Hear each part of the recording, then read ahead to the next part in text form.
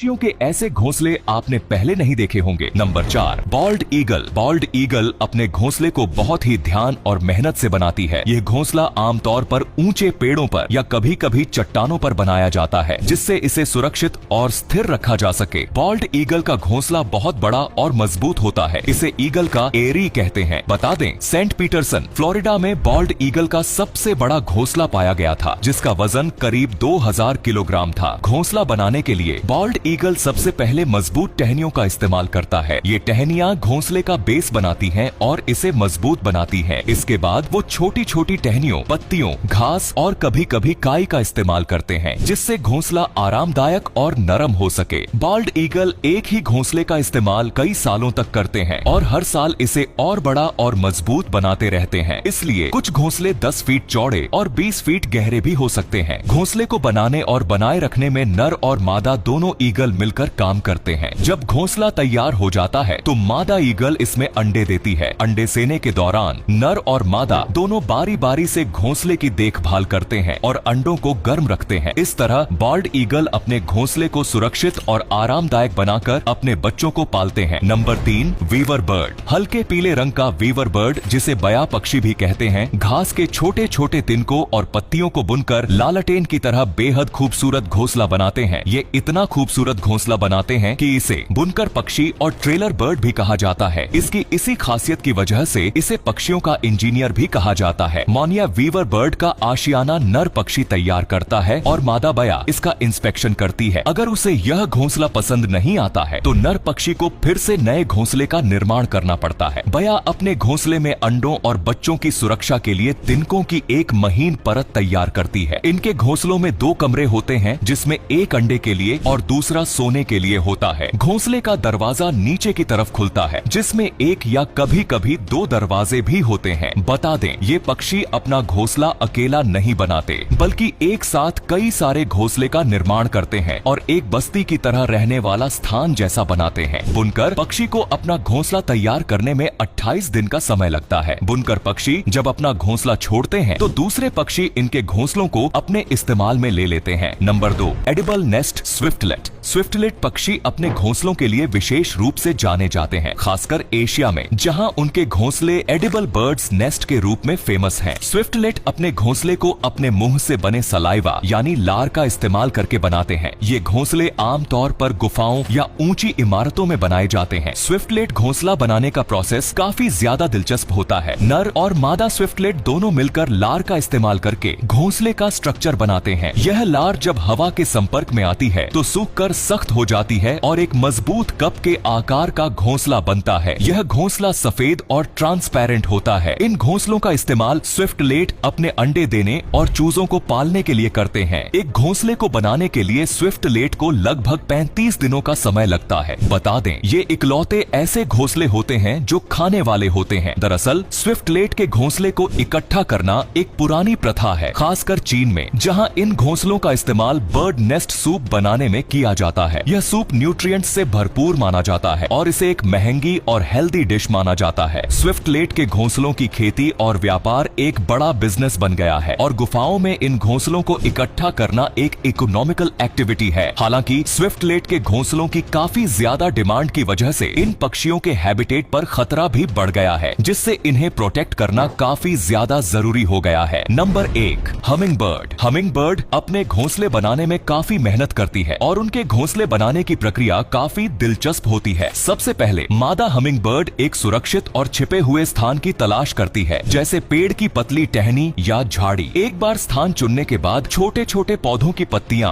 मकड़ी के जाले और दूसरी चीजों को इकट्ठा करती है। मकड़ी के जाल का इस्तेमाल घोंसले को मजबूती और लचीलेपन देने के लिए किया जाता है। ये सामान उसे आसपास के पेड़ों और झाड़ियों से मिल जाती है। मादा हमिंग बर्ड मकड़ी के जाल और पौधों की सामग्री को अपनी चोंच और पंजों का इस्तेमाल करके एक साथ बुनती है। वह धीरे धीरे घोंसले का शेप बनाती है, जो आमतौर पर छोटे कप के शेप का होता है। घोंसला इतना छोटा और हल्का होता है कि उसमें 1 या 2 अंडे ही समा सकते हैं। हमिंग बर्ड अपने घोंसले को बनाने में काफी सावधानी बरतती है, जिससे यह मजबूत और सुरक्षित हो। घोंसला तैयार होने के बाद मादा हमिंग बर्ड उसमें अपने अंडे देती है और उन्हें सेती है। इस पूरी प्रोसेस में हमिंग बर्ड की मेहनत और कुशलता देखी जा सकती है। तो ये थे पक्षियों के अजीबोगरीब घोंसले। घोंसले। वैसे आपको इनमें से कौन सा घोंसला सबसे अनोखा लगा, हमें कमेंट में जरूर बताइए। धन्यवाद।